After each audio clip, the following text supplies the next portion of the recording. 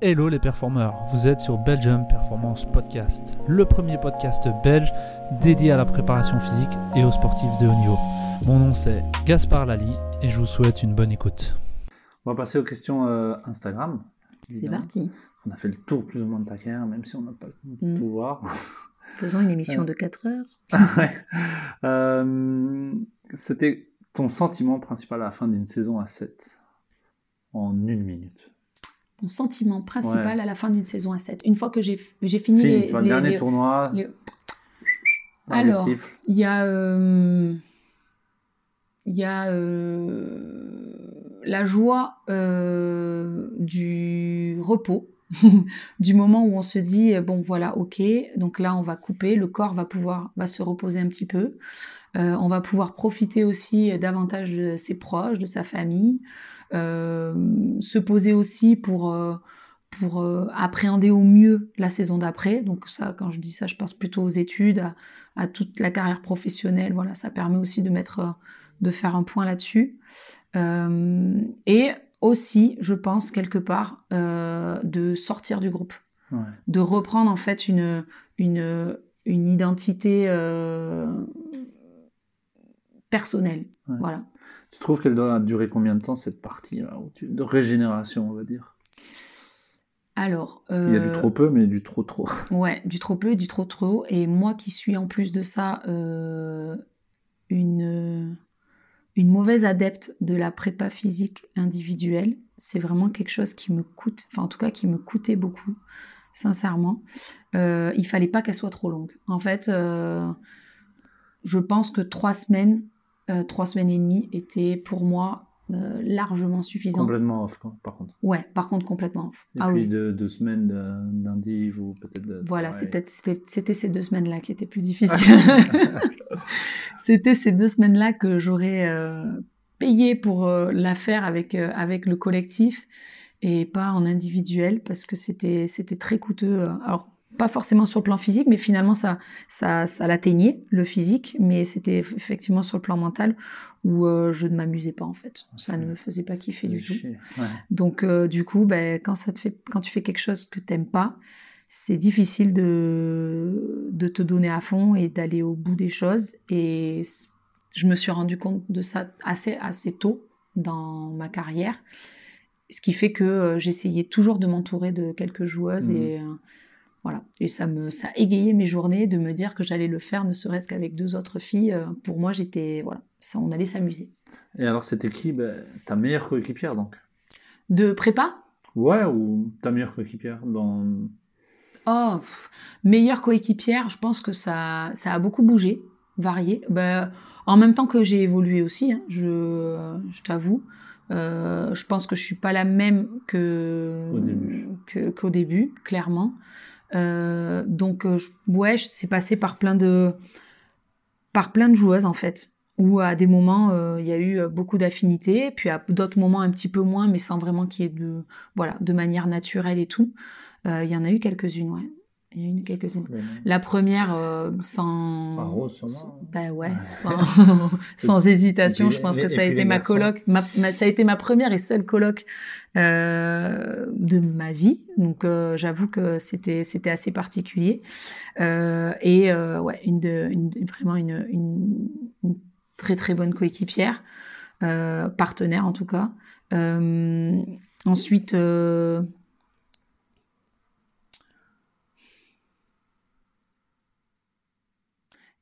ouais, c'est particulier parce que je pense que ça c'est vraiment... Ça bougeait. Ouais, ça bougeait, mais c'est sincèrement une volonté de ma part aussi d'avoir des affinités, certes, mais il y a eu Clem Gossier avec qui on a été assez proches à des moments. Il faut dire qu'on s'entendait très bien quand il s'agissait de faire des conneries ou de rigoler, donc là-dessus on savait se trouver. Ouais, je peux en dire plein au final. Ça a beaucoup bougé, quoi. Okay. Comment est-ce que tu coupais du rugby? Est-ce que tu as un hobby, quelque chose? Je coupais avec des moments où je me retrouvais vraiment seule. C'est-à-dire, et je faisais des activités seule. C'était une manière pour moi de revenir au calme, de faire un retour sur moi-même en fait, sans forcément me faire une analyse perso, mais en tout cas j'avais besoin d'aller me balader, de me faire un cinéma ou de... Même en tournoi, quoi. Ouais. En tournoi, tu vois, est-ce que tu avais une activité qui te permettait de pas pourrir le groupe, on va dire, quand toi ça allait pas trop, ou même en dehors, quoi. C'est un petit truc qui te... Alors ça m'arrivait d'aller chercher Germain et Anto, qui étaient l'analyse vidéo et le prépa physique, qui sont à peu près de ma génération, et avec qui je déconnais beaucoup. Et en fait, ça me sortait un petit peu aussi du cadre joueuse.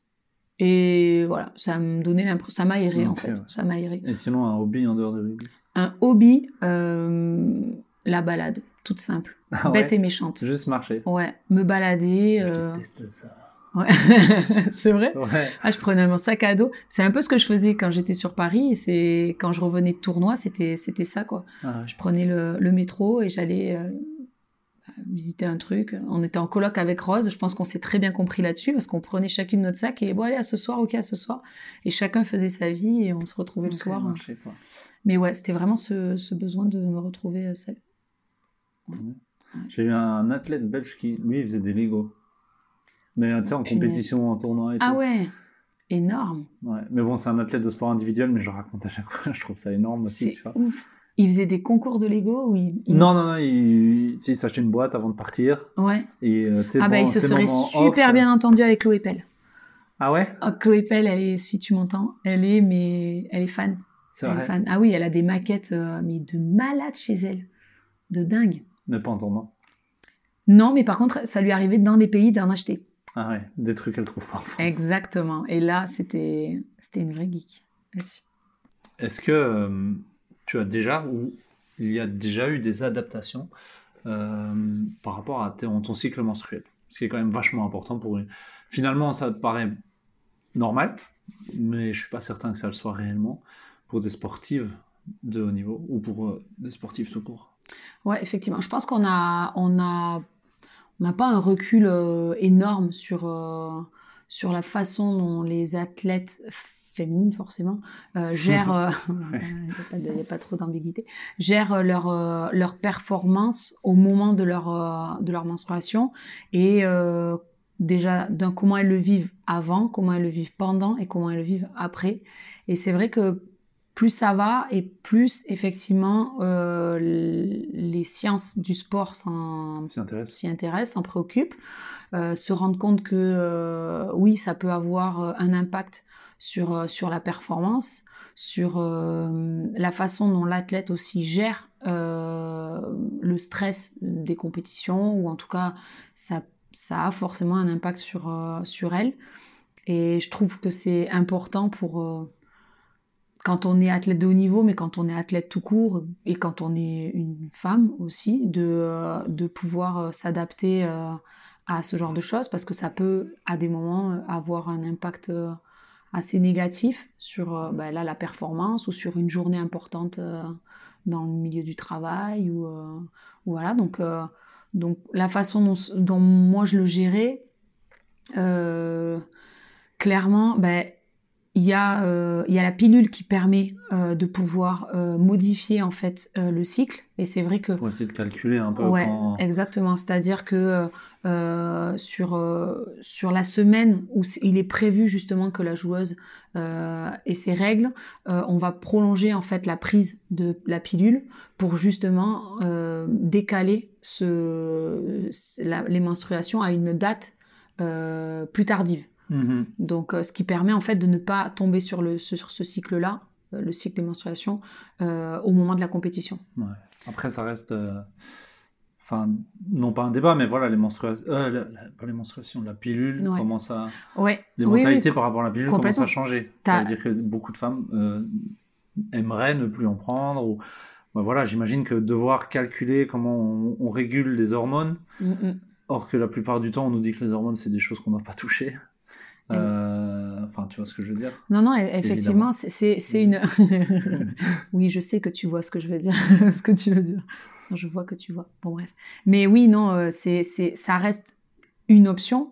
Mais t'as évidemment des femmes, des jeunes filles, des jeunes femmes qui ne souhaitent pas la prendre, qui ne la prennent pas pour X raisons, qui ont plutôt un stérilet, qui ont un implant. Enfin voilà, c'est vrai que quand au sein d'une équipe, il peut y avoir en fait plusieurs façons de penser, plusieurs façons de voir sa féminité, de la gérer, et donc du coup, plusieurs modes en fait de contraception ou pas de la part de chacune.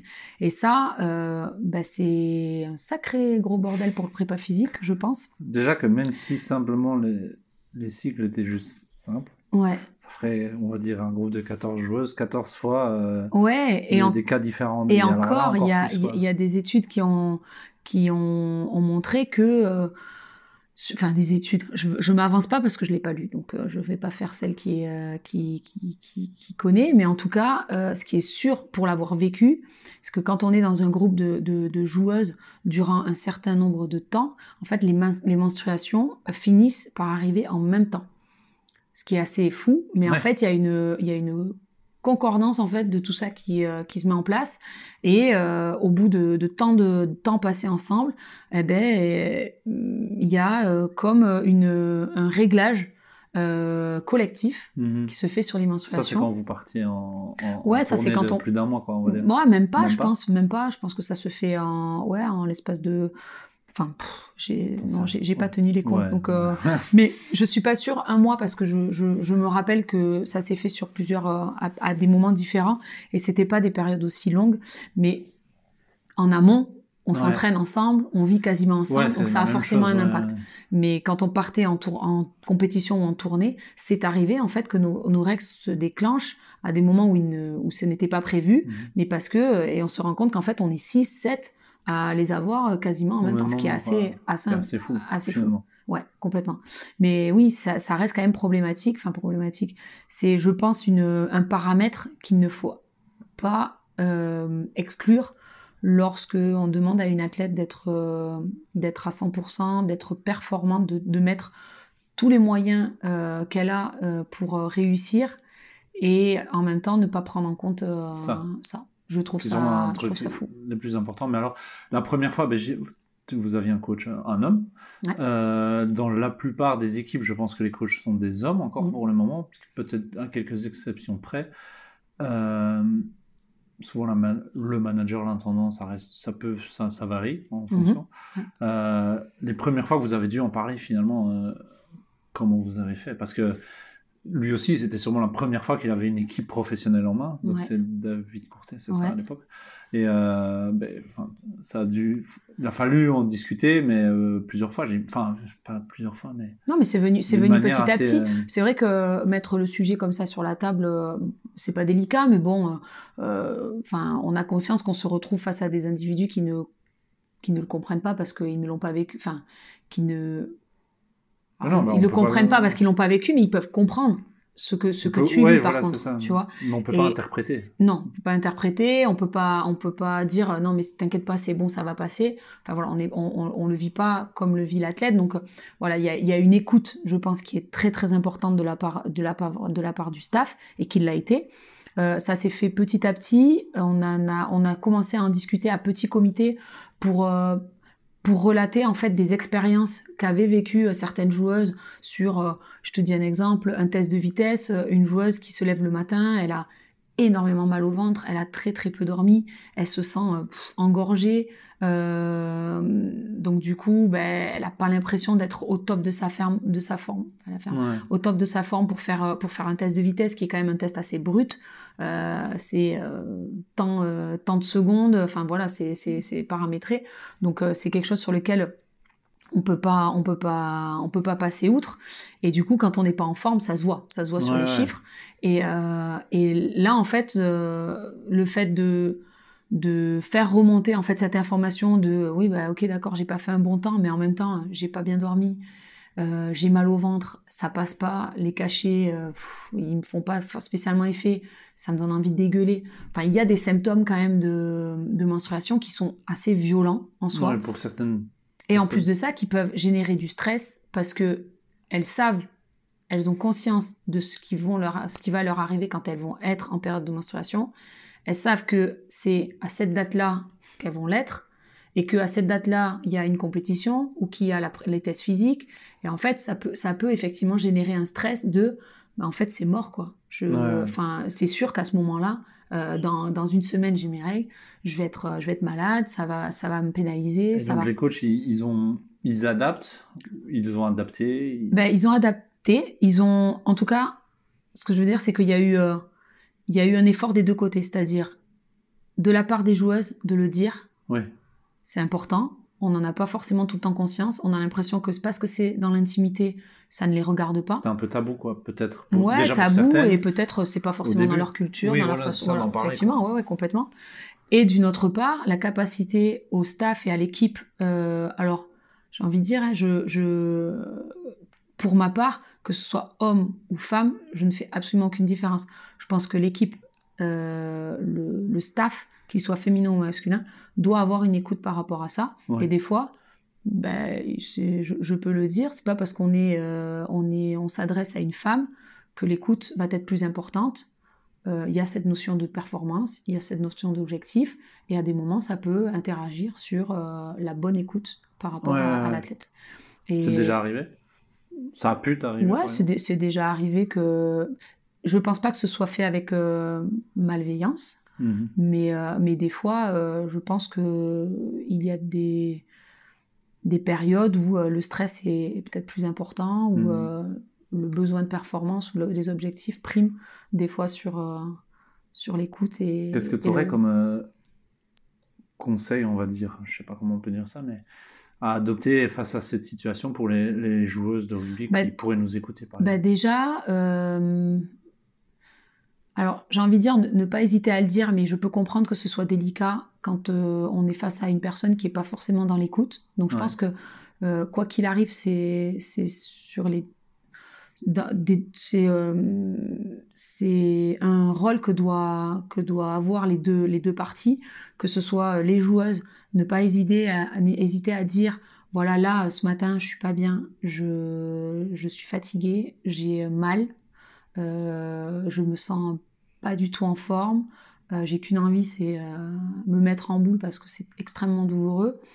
Ne pas hésiter à le dire, et la personne à qui elle s'adresse, je pense qu'elle doit être vraiment dans une écoute sincère, avec la volonté de l'accompagner en fait dans ce moment-là, sans dire... je pense que c'est important qu'elle se sente écoutée, qu'elle se sente comprise, et essayer de trouver une solution. Alors, elle sera peut-être pas forcément facile à trouver. Les premières fois, sûrement. Ouais. Enfin, sûrement pas, donc. Ouais. Mais j'imagine qu'avec le temps, tu as dû, toi, par exemple, trouver des astuces. Ouais, complètement. De comprendre ton corps, en fait. De dire que quand tu étais dans ton cycle, les séances vitesse ou les séances VMA, je vais dire, ou les séances, peu importe, c'était pas pour toi, quoi.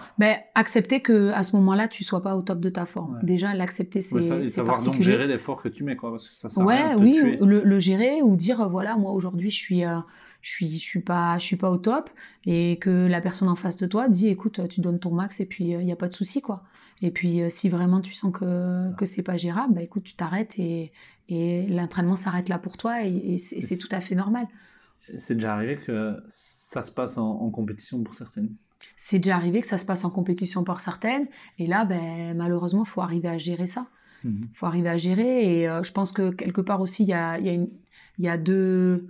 C'est une confrontation avec soi-même, c'est-à-dire qu'on sait qu'on a mal, mais là, on est en compétition, donc on a envie de jouer, et puis c'est quand même con de se dire putain, je fais pas la compète parce que j'ai mes règles, tu vois, et parce que ça me pénètre, je suis pas au top de ma forme, alors que malgré tout elle produit quand même de la qualité, ça produit de la qualité, mais encore une fois, il faut pas la mettre en danger non plus, faut aussi lui faire comprendre que c'est pas la fin du monde non plus, qu'elle peut avoir mal, elle peut être sur un jour où c'est pas le bon, quoi.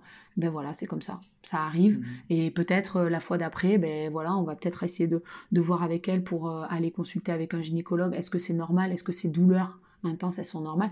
Enfin, je pense que le suivi il doit pousser aussi par rapport à ça.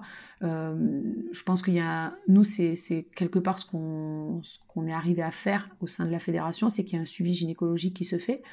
et qui pour moi est essentiel et inévitable quand on fait des tests chaque année pour voir l'état de santé de la joueuse.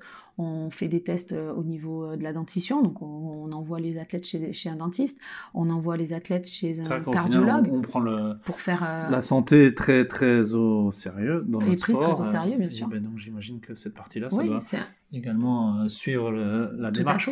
Tout à fait. Et puis surtout si ça influe énormément les performances. Exactement. Et puis ça permet aussi à des moments de débloquer des situations où la joueuse n'avait pas forcément le recul suffisant ou peut-être la connaissance, parce que je pense qu'on n'est pas non plus très informé sur les différents moyens de contraception, sur la façon dont se prend la pilule, qu'est-ce qu'on fait si on loupe un jour. Enfin, tu vois, je pense que il y a encore des progrès à faire là-dessus, même si maintenant il y a même des applications qui permettent de savoir exactement à quel jour ça va tomber pour celles qui les ont régulièrement. Mais il y a des athlètes qui n'ont jamais leurs règles régulièrement.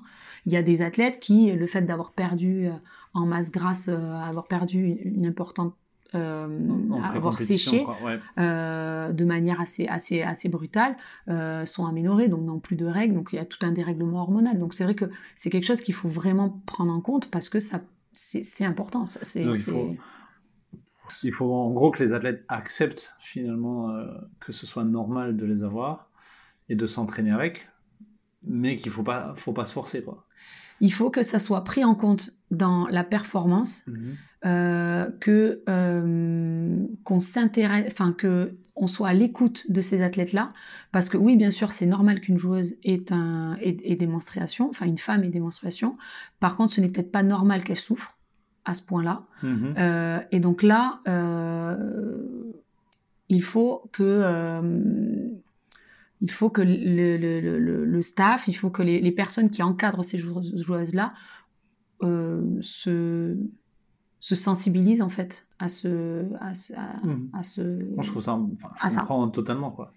Mais je dis pas que je serais le plus à l'aise si jamais ça doit m'arriver, mais non, après, je veux dire, il faut. On ne demande pas au staff de régler le problème et de trouver une solution. Je pense que ce qui est demandé, et je pense que ce qu'attendent les joueuses, c'est une écoute et une compréhension et de simplement comprendre à ce moment-là peut-être ce qu'elle vit. Juste un staff à l'écoute et capable d'entendre, c'est déjà un bon premier pas, quoi. Complètement.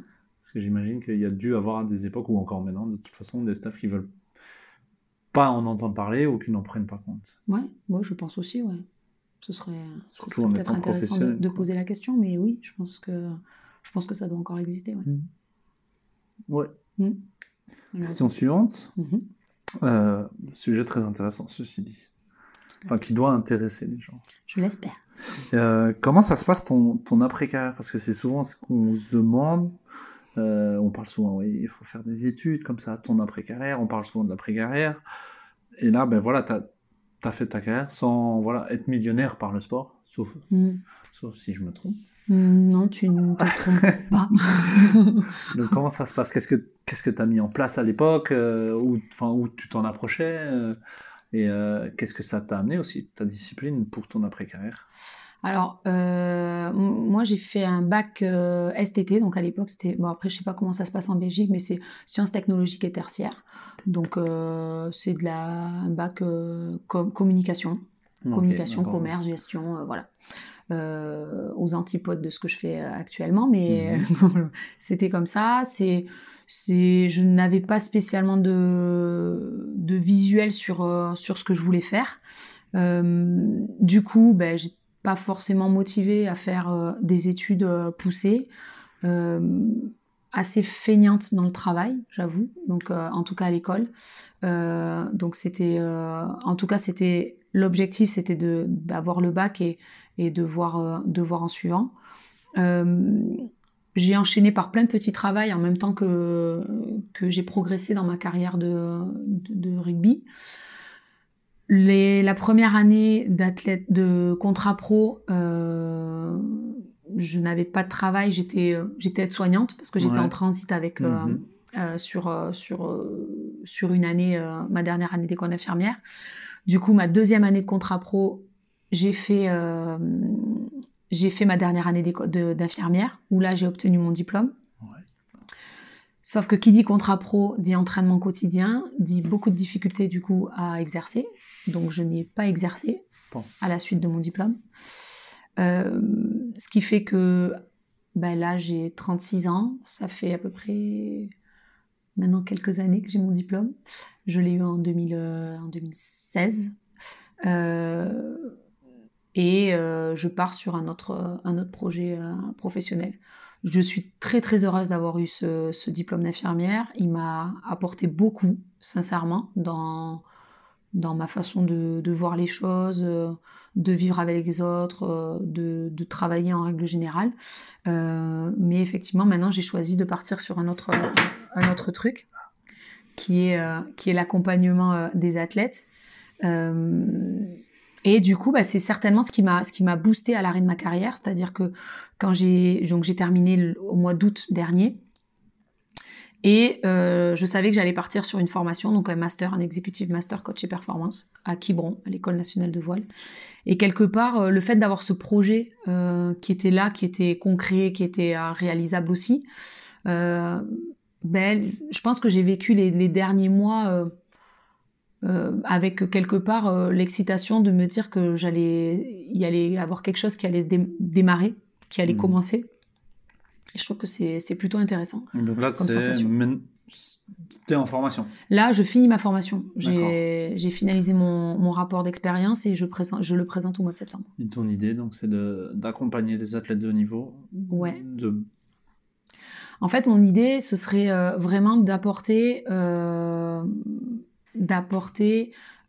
tout ce que j'ai pu vivre et mettre en place et mis en place avec l'équipe avec laquelle j'ai évolué ces 10 dernières années, au service du collectif, donc au service de l'équipe accompagnante, donc du staff et des joueuses. Et je trouve que ce qui est pour moi essentiel, c'est vraiment la communication qui agit au sein des équipes, comment elle est, comment elle vit, tout ce qui est en rapport avec la dynamique de groupe, avec l'écoute, la relation de confiance. Et voilà, donc c'est vraiment quelque chose qui me tient à cœur et où j'ai l'impression que si ce genre de choses sont évoquées, s'il y a une relation de confiance et d'écoute qui est mise en place autour de tous ces acteurs-là, on est quand même sur une bonne voie dans l'atteinte des objectifs. C'est vrai, la communication, ça reste là. Ouais. C'est souvent dit dans toutes les discussions au rugby ou quoi, augmenter la communication. C'est très rare quand c'est la diminuer. Ouais, non, complètement, mais des fois, elles peuvent être... Ouais, elles peuvent être mieux. Ouais, elles peuvent être un petit peu fausses, on dira. Ouais. On parle... on avait l'habitude de parler avant dans notre groupe, enfin dans notre équipe, de fausse harmonie.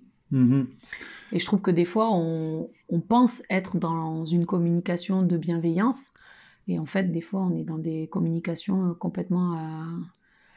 Ça nécessite de l'honnêteté, finalement, pour qu'elles soient intéressantes. Ouais, ça nécessite de l'honnêteté, ça nécessite la capacité à comprendre l'autre, à l'accepter aussi, dans sa différence, dans tout ce qui peut, à des moments, nous offusquer et nous faire... nous choquer, nous marquer, et en fait, essayer de trouver les bons fils conducteurs qui vont permettre justement de faire en sorte que cette communication, elle soit là, elle soit présente, qu'elle est bien, en plus de ça, qu'elle reste bienveillante. Et c'est ce qui m'intéresse. Ça se passe plutôt bien. Enfin là, c'est une bonne perspective. Je crois que tu es même rentré dans un genre de comité olympique 2024. Ouais, qui n'a rien à voir avec... Okay. Non, c'est la commission des athlètes pour Paris 2024. C'est une commission qui permet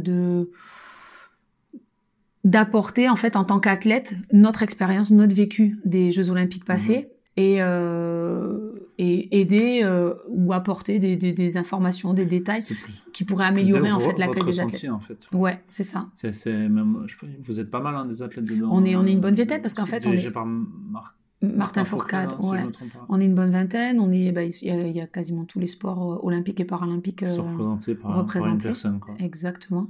C'est Et génial. je trouve ça top parce que C'est une des premières fois où ça se fait ou ça avait déjà été enclenché auparavant, ce c'est genre une de... bonne question.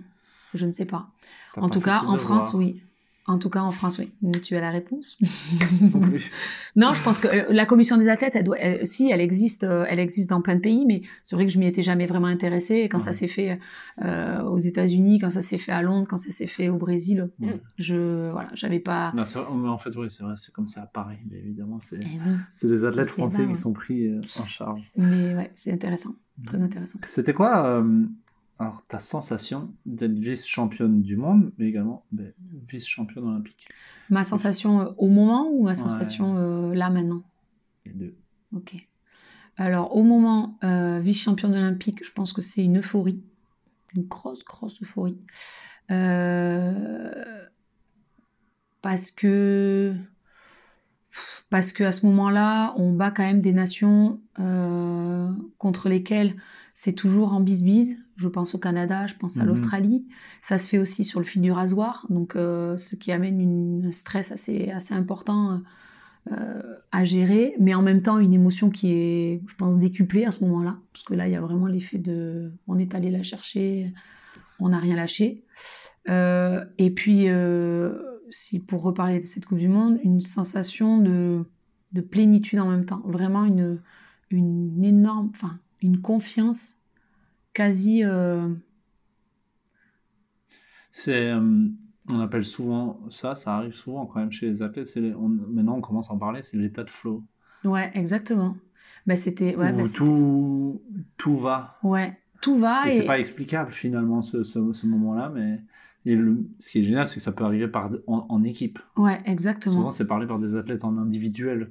Les sprinteurs, par exemple, j'ai reçu une sprinteuse il y a un moment, mais qui en parlait, qui disait j'ai en plein état de flow quoi, avant un sprint, où elle sentait que ça allait, tout allait bien. Ouais. Quoi. Mais c'est fou, c'est Et là, dingue. que ce soit en équipe, c'est Ouais. dingue. Et ce que je trouve ça fou, c'est que, en tout cas, l'impression que j'en garde, c'est que ça a été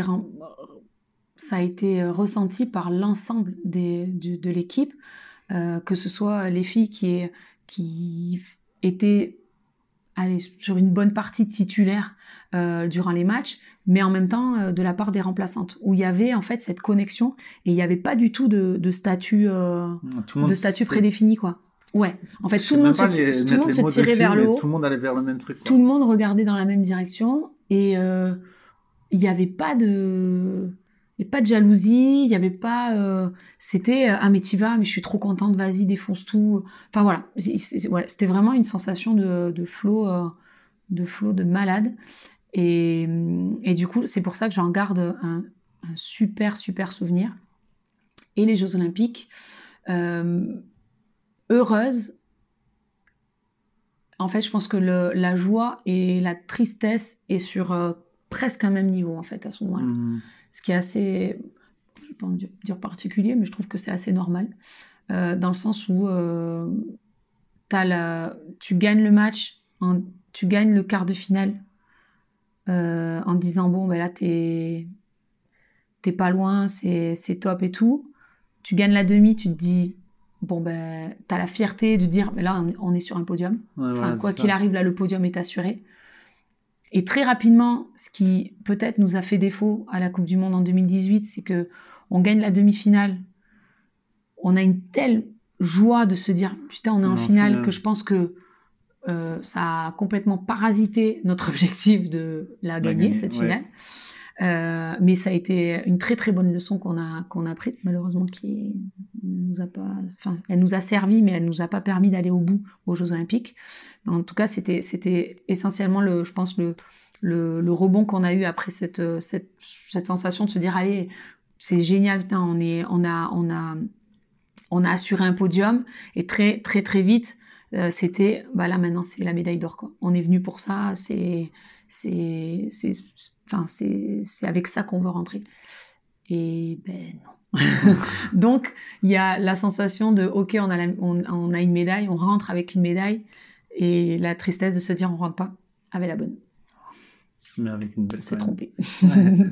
Mais ouais, avec une belle quand même. Mais, ouais. Qu'est-ce qui te manque le plus finalement de tout ça, du rugby à 7? Qu'est-ce qui me manque le plus? Ouais. Bah, clairement, je pense que c'est la vie en communauté. Ouais. Je pense que c'est ce qui m'a toujours plu très très rapidement, même quand j'ai commencé petite. C'est cette sensation, ce sentiment d'appartenance à une équipe, le fait de représenter quelque chose, de défendre quelque chose. Alors on défend on défend nos copains, on défend le club, on défend des couleurs, on défend tout ce qui quelque part, on défend nos valeurs. Et ouais, je pense que c'est ça, ce sentiment vraiment d'appartenance, de faire qu'un avec un groupe, et le plaisir en fait de tous ces échanges en fait que tu vas avoir au sein d'une équipe. Ouais. Tu vois, c'est les moments de déconnade, les moments d'engueulade, parce que ceux-là aussi ils sont importants, les moments de stress, les moments de pression, les moments où tu vas pas être d'accord, les moments où tu vas être complètement d'accord, et ça... C'est vrai qu'après tu te retrouves tout seul entre guillemets. Ouais, je pense oui, je pense que clairement c'est un déchirement, le fait de ne plus faire partie d'une équipe, de son équipe, mais je pense que c'est justement pour ça qu'il est très très important de le préparer, même si bon, on peut envisager tout, mais des fois on pense pas à la blessure, on pense pas à la commotion, on pense pas à ça, et ça se fait de manière trop brutale qu'on n'a pas eu le temps d'anticiper. Mais je pense que si on a la possibilité de le faire, il faut le faire, parce que c'est important. Et il y en a qui disent que c'est une petite mort. Moi, je me dis que c'est une autre histoire, quoi. Ouais. Une nouvelle page, comme on dit. Ouais, une nouvelle page. Ouais, c'est une nouvelle page, mais quoi qu'il arrive, ça nous quitte pas. Hein. Ouais. Bah, c'est des souvenirs je sais pas quoi, mais inoubliable. Indélébile. Indélébile aussi. C'était ça. Voilà, c'est ça. Si tu devais me donner, on va le faire, 5 conseils pour réussir au niveau, puis 5 qualités ou les qualités de sportif de niveau. Mais non pas en tant que qualité physique, etc. Vraiment les qualités qui font qu'il faut avoir vraiment pour devenir le meilleur dans sa discipline. Ok. 5 conseils pour d'abord l'athlète. 5 conseils, ouais. 5 conseils. Pour performer, par exemple. Pour performer. Je dirais... voilà. non, mais par exemple, moi, ce que j'aime bien dire, c'est principalement s'organiser. L'organisation, n'en dis pas plus, parce qu'après ça va me donner envie de répéter ce que tu dis. L'organisation, là je suis tout à fait d'accord avec toi, je pense que c'est super important, et je me souviens que à des moments je le répétais vraiment beaucoup, mais oui, il faut être capable de s'organiser, d'arriver à gérer les moments où il y a la compète, les moments où on peut relâcher, les moments où... Voilà, c'est tous ces moments-là. Ensuite, il y a le fait... je pense qu'il y a l'écoute. Être à l'écoute des autres, je pense que c'est hyper important, parce qu'on en apprend beaucoup des autres, des personnes qui nous entourent, des personnes avec qui on travaille. C'est important d'être à leur écoute. Il y a la détermination, que je trouve importante aussi. Être déterminé, c'est avoir confiance en ce qu'on fait, croire en qui on est,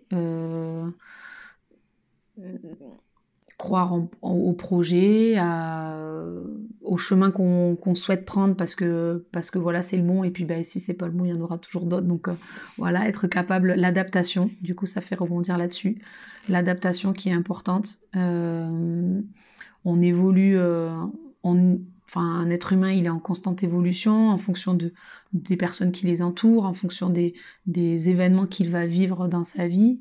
Et je pense qu'il faut être capable justement de s'adapter à ça, à des moments de se dire, ça j'étais peut-être capable de faire ça avant, maintenant je le fais différemment. peut-être pas forcément mieux, c'est peut-être pas forcément moins bien, mais en tout cas, c'est ce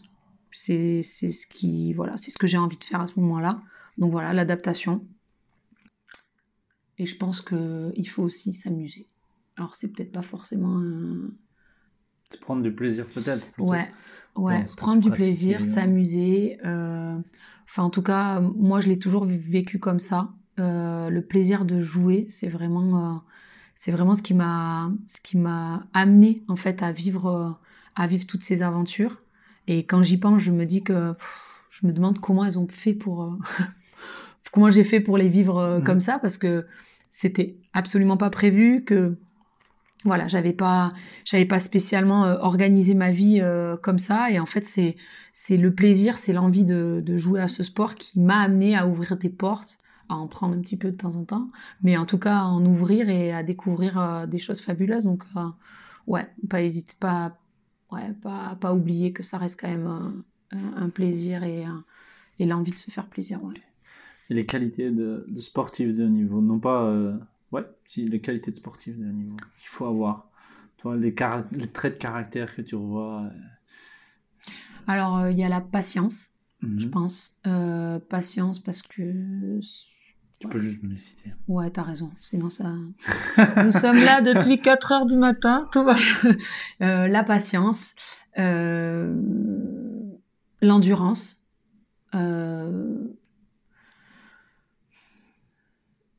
la créativité. Ouais. Moi, je suis d'accord. Ouais. L'adaptation, je le redis. Je sais pas si tu as un conseil de sportif, tu vois, toi en tant que joueuse, qu'est-ce qui t'a fait passer un petit niveau, tu vois? Je dirais, qu'est-ce qui m'a permis de passer certains caps? C'est affronter mes points faibles. Les affronter et être honnête avec toi-même. Ouais, les accepter, les corriger, accepter que ça prenne du temps, accepter que ce sera peut-être jamais parfait, que ce sera jamais peut-être comme la coéquipière qui arrive à mettre des carreaux et que moi j'arrive pas, mais y trouver justement ses points forts et jouer là-dessus. Mais surtout, je pense que c'est surtout identifier les endroits ou les domaines dans lesquels je suis pas forcément à l'aise, et ne pas hésiter, ne pas avoir peur de les travailler. Ouais. Okay. Comment on s'approche de la fin? T'inquiète pas. Je m'inquiète pas, c'est plutôt ceux qui écoutent. Moi, s'ils sont arrivés si jusqu'ici, vous êtes encore là, ils peuvent patienter encore un petit peu. C'est bientôt fini. Comment tu prépares un tournoi? Est-ce que tu as des routines de préparation? Comment ça se prépare un tournoi pour toi? Et comment après toi tu décompresses? Mais ça, je pense qu'on y a déjà répondu. Ouais. Et donc comment préparer les tournois? Et quel était le tournoi pour toi le plus dur? Ok, comment préparer un tournoi? Moi, j'ai tendance à être beaucoup avec le groupe, donc je vais essayer de trouver des jeux. J'aime beaucoup rester à table avec les filles. En tout cas, j'aimais beaucoup rester à table avec les filles, discuter, parler de nos vies, de nos inquiétudes sur certaines choses qui n'avaient pas forcément de lien avec le rugby, mais qui permettaient de penser à autre chose, et puis de se connaître davantage. Et je trouve que des fois, quand on a des discussions la veille d'un tournoi ou d'un match, où on se découvre un petit peu, on s'ouvre davantage, je trouve que ça crée des liens. Et le lendemain, la copine à côté, au final, tu te dis que t'en as appris quand même pas mal sur elle. Et c'est chouette parce que t'as l'impression finalement de faire partie un petit peu de la famille. Donc, ou de créer des liens. Ça crée des liens, ça crée des connexions. Et je pense que, en tout cas, pour moi, c'est une source de motivation. Ouais. Quand tu te préparais, est-ce que tu étais quelqu'un de très strict avec toi-même? Ça veut dire j'ai bien compris que les séances physiques individuelles, pas trop, mais faire toutes tes séances, manger très proprement, jamais faire d'écart, etc. Ouais, ou tu étais plus quelqu'un, comme il y en a des athlètes comme ça, qui ont besoin de décompresser, de boire une bière, manger une pizza ou quoi, même si ça peut avoir un impact négatif sur le corps, ça a peut-être un impact plus positif sur la tête. Alors, bizarrement, j'ai toujours aimé manger bien. Le cheat food, c'est quelque chose que j'ai pas forcément, j'en éprouve pas le besoin en fait, mais vraiment c'est quand même assez fou comparé à d'autres. Non, j'étais pas quelqu'un de strict dans le sens où j'aime rigoler, j'aime que voilà passer un bon moment, faire en sorte que les choses soient conviviales. Du fait de mon statut de capitaine, il y a effectivement j'ai eu, je pense, des modifications dans mon comportement parce que t'es écouté, t'es regardé. Il y a des filles qui ont besoin d'être motivées et donc du coup tu endosses ce rôle-là, même si à la base c'est pas forcément celui que tu préfères, mais tu endosses ce rôle-là, mais tu le fais parce que tu sais que ça va servir le groupe. Donc c'est fait vraiment à chaque fois avec envie, mais voilà, c'est non, je suis pas. Mon alimentation, elle était normale. Il n'y a pas plus que ça. Le pire tournoi, en tout cas le plus difficile, ça reste bien évidemment Coupe du Monde et Jeux Olympiques, pour la simple et bonne raison que il y a la compétition en elle-même déjà, elle est très importante. Elle a envie d'être vécue par l'ensemble du groupe. Que il y a une phase de sélection avec des joueuses qui vont être retenues, qui vont pas être retenues, qui forcément amènent une dynamique de groupe qui est assez particulière, un petit peu stressante. Mais je trouve que le fait qu'on ait travaillé ensemble à l'approche de la Coupe du Monde, à l'approche des Jeux Olympiques, sur justement cette préparation à la déception, même si elle est là, voilà, qu'est-ce que j'en fais, qu'est-ce que je fais pour que jusqu'au bout je serve le groupe. Je trouve que moi, en tout cas, ça m'a beaucoup appris. Et j'espère que ça a beaucoup appris aussi aux autres joueuses. Mais ça reste quand même des événements assez délicats, clairement. Donc c'est ça les plus durs, quoi. C'est ces 2 tournois-là. Je pense que c'est le plus dur. Pour la préparation et les événements. C'est effectivement le plus dur parce que c'est un process qui est long. Dans le sens où c'est pas comme le World Series où on annonce le groupe la semaine d'avant. Ouais, et il y en a 10 sur l'année. Voilà, là il y a une déception, mais il y a un autre World Series. Là, vraiment, Coupe du Monde et Jeux Olympiques. Voilà, quand on est sportif, quand on aime le sport, on a envie d'y participer et voilà, ça peut être particulier. Ok, Fanny. Merci. Est-ce que j'ai battu le record de longueur d'interview ? Ouais, je crois que c'est bon. Ouais, je crois que je suis pas mal. Long, mais moi, j'ai aucun problème avec ça. De toute façon, les gens peuvent revenir en arrière. C'est sur Spotify, donc ils choisissent. S'ils ont d'autres questions. Voilà, c'est ça, s'ils ont d'autres questions. Mais merci pour cette mine d'informations sportives et tout le partage de ton expérience qui est plus qu'exceptionnel finalement. C'est pas rien d'avoir fait les JO, d'y avoir pris une médaille, d'avoir été capitaine, d'avoir représenté le pays, etc. Donc je suis hyper content d'avoir pu te recevoir dans mon podcast. Et j'invite évidemment tous ceux qui nous écoutent à partager, bien évidemment, à nous suivre, à suivre Fanny sur les réseaux sociaux. Et je suis pas très active, alors attention, vous emballez pas non plus, mais j'essaie de faire un effort. Voilà, c'est ça. Mais carrément. Mais si vous êtes arrivé jusque-là, merci pour votre écoute et on se voit pour le prochain épisode. Ciao, ciao. Bonne soirée. Merci à tous de nous avoir écoutés, j'espère que cet épisode vous a plu. Si c'est le cas, n'hésitez pas à nous soutenir de la meilleure des manières en partageant, en likant, en commentant également vos questions sous les posts Instagram ou sur Facebook. Merci à tous de votre écoute et de votre temps. À bientôt.